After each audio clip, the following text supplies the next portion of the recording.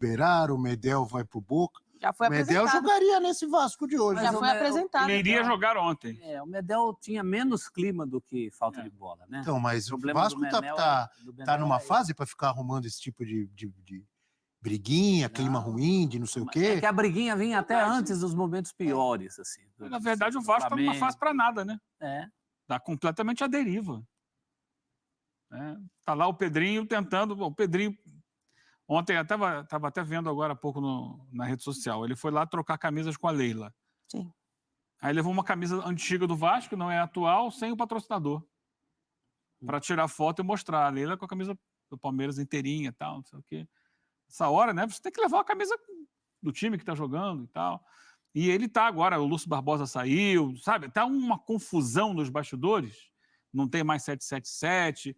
E isso é óbvio que vai estourar dentro do campo. Né? E, repito, já falei aqui, nesse momento não tem luz no fim do túnel. Você não vê assim, qual é o motivo de esperança para a torcida do Vasco achar que esse time vai melhorar? Eu sei. Trazer reforços no meio do ano, nessa janela. Com que dinheiro? Foi o que salvou ano passado, você concorda? Com que dinheiro? Lembra do primeiro turno ano passado? Então, responde. Sua pergunta é maravilhosa. Com que dinheiro eu também não sei. Mas se não trouxer reforços no meio do ano...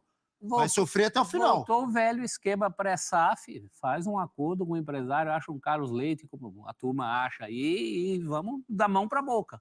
Agora, uma hora tem que pensar no futuro, e não é só o Vasco, não. Esse campeonato aí está virando o campeonato do fim de feira. É Corinthians, é Vasco, o Cruzeiro agora está se erguendo, mas são pelo menos 2 clubes aí que tem que abrir o olho. A gente tem uma tela que a gente já citou. Nós citamos aqui as finalizações sofridas pelo Vasco.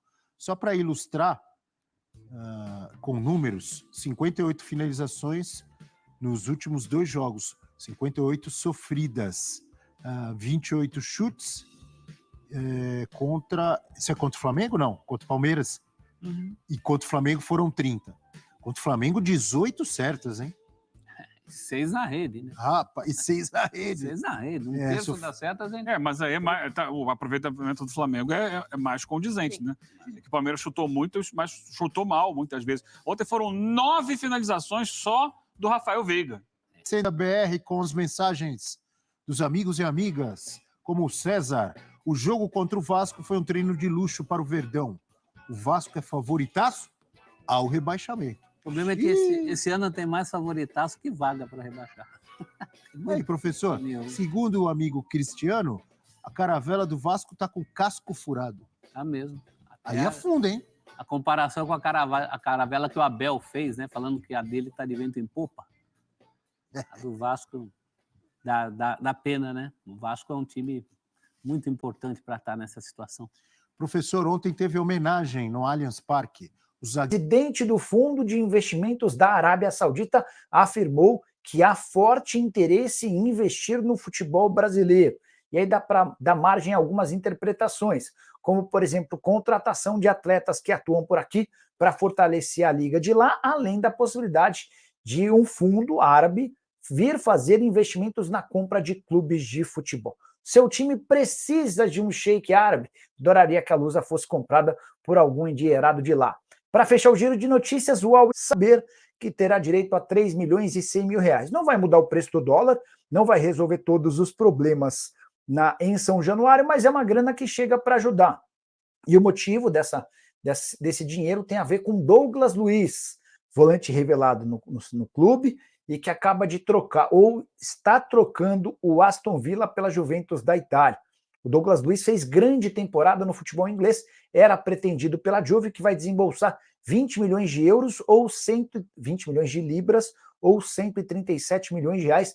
Também vai ser incluído um jogador nessa parada. O Vasco fica com um percentual em cima dessa grana, são 2,25% pelo mecanismo de solidariedade. Dessa maneira, o Vasco vai ter direito a 3 milhões e 100 mil reais. 3 milhões e 100 mil reais. Deixa eu trazer uma informação importante. Muitos setoristas do Vasco afirmando que Souza e Alex Teixeira já abriram negociações com o Cruz Maltino, por indicação do Felipe Coutinho, mas consideraram a primeira proposta do Vasco baixa. Fui atrás dessa história, posso confirmar que existem tratativas do Vasco com os dois atletas, o volante e o atacante, mas nessa história de que os salários oferecidos são baixos e não causaram agrado nos atletas, não corresponde à realidade. Há uma série de outras pendências que precisam ser resolvidas. Por exemplo, o Souza tem mais um ano de contrato no Istambul Başakşehir. O Alex Teixeira ainda não definiu o que vai fazer do futuro, mas as tratativas existem e não dá para afirmar que a proposta feita pelo Vasco foi considerada baixa. Só para completar a respeito do Coutinho, um novo encontro com o presidente Pedrinho deve selar a ida do atleta para o ofensiva com a bola e não consegue ser importante, muito menos na fase defensiva sem a bola. É um jogador que não tem noção de preenchimento de espaço, não tem poder de marcação para você dar um bote, para você fazer uma pressão na bola. É um jogador que muitas vezes, em várias oportunidades dentro do jogo, ele tá perdido em campo. Ele tá correndo atrás da bola igual louco, como se fosse numa escolinha mesmo de futebol, onde você tá iniciando, você não sabe basicamente se posicionar. E quando você tem a escolha do Álvaro Pacheco apenas pelo Zé Gabriel nessa marcação, o óbvio teria feito. Por quê? O Vasco tem Maicon, Rojas e Léo no seu trio de zaga. Nenhum deles tem a característica de sair para dar o combate, de fazer uma proteção na entrada da área. Nenhum deles. O Léo é um zagueiro que parece que não sabe dar bote.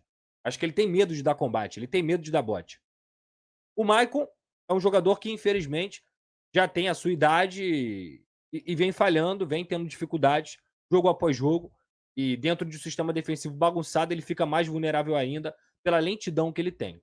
E o Rojas também, coitado, saiu ali, tomou uma pancada na cabeça, acabou tendo a concussão e saiu de jogo, mas claramente não é um jogador qualificado para poder formar uma linha de 3 zagueiros, principalmente quando você não tem proteção na entrada da área. E eu vinha falando isso os últimos 10 dias no programa do SBT Esporte Rio, que é o programa que eu faço lá no SBT na hora do almoço, de segunda a sexta, que a melhora do Vasco, ou melhor, o Vasco aprender a não perder, ele passava principalmente por uma questão de atenção, por uma questão de intensidade, de competição, mas principalmente pelo reforço no meio-campo. O Vasco precisava se reforçar no meio-campo no sentido defensivo. Mesmo que no elenco você não tenha um grande camisa 5, entrada do Hugo Moura, povoar o meio-campo, botava 3 volantes, enfim. Tinham muitas lacunas aí que precisavam ser preenchidas, mas a principal delas era o meio-campo. E aí, quando você enfrenta um Palmeiras com Veiga, Estevão, Rony, Zé Rafael, Aníbal, é óbvio que você vai ter dificuldade no setor de meio-campo. Só que o Vasco, ele é um time tão apático, ele é um time que não desenvolveu nada em relação à partida contra o Flamengo, e mais uma vez, hoje a gente viu o lateral esquerdo, que é o Piquerez, invadindo a área sozinho, e dentro dessa área, ele conseguindo finalizar sem nenhum tipo de marcação, sem nenhum tipo de pressão, porque tinham 7, 8 jogadores do Vasco na linha, praticamente na pequena área, olhando a jogada acontecer. É um time do Vasco que ele corre para trás com medo, é um time medroso, é um time incompetente no sistema defensivo e que tem medo do seu adversário. E é claro que a gente aqui tá falando do Palmeiras, a gente falou do Flamengo, tá falando do Palmeiras, mas, cara, o Palmeiras finalizou 28 vezes. O Flamengo finalizou 30 vezes. É um time que sofreu quase 60 finalizações em 2 partidas. E se não fosse o Léo Jardim no jogo de hoje, seria outra goleada. Nós teríamos visto outra goleada do Vasco da Gama em 2 jogos seguidos. E isso, por mais que seja um problema de elenco, seja um problema da qualidade desses jogadores, o Álvaro Pacheco não tem culpa nenhuma de ter, por exemplo, a montagem desse elenco, muito pelo contrário, mas é um cara que mostra que a fórmula do fracasso do Vasco nos últimos 24 anos, ela vem sendo repetida. Então, portanto, galera, esse foi o nosso vídeo relacionado ao Vasco ter perdido ontem para a equipe do Palmeiras. A gente conseguiu ver a análise dos comentaristas. Quero que você coloque nos comentários a sua opinião sobre essa partida. Realmente é uma situação bastante preocupante para o Vasco. O Vasco não sai dos 6 pontos na tabela de classificação do Campeonato Brasileiro. Vai ter um jogo agora, no final de semana, em São Januário. Precisa recuperar todos esses pontos que foram perdidos. E o Vasco da Gama, como disse até mesmo o Eugênio, é um barco à deriva. É um time que não tem uma luz no fim do túnel. Essa que é a pura realidade. A maneira de considerar o Vasco da Gama em relação a essa temporada é realmente buscando reforços. Tentar reparar o erro assim como foi ano passado. Essa que é a única salvação do Vasco da Gama, na minha humilde opinião. Se vier o Coutinho vai ajudar bastante, mas não pode ser levado como se o Coutinho fosse a salvação da lavoura, na minha humilde opinião. Eu acho que o Coutinho e mais alguns reforços, eu acho que uns 5 reforços pelo menos, né? Coutinho mais 4 jogadores, que seria o ideal para o Vasco da Gama conseguir decolar e sair de vez dessa situação, na minha humilde opinião. Lembrando, jogadores que resolvam o problema do Vasco, beleza? Vou ficando por aqui, galera. Obrigado pela moral, valeu, tamo junto e é nóis. Lembrando que nossa meta é 40 mil o mais rápido possível. Eu conto muito com a sua ajuda. Deixa o like, porque apoia bastante. Valeu, tamo junto e é nóis. Fui!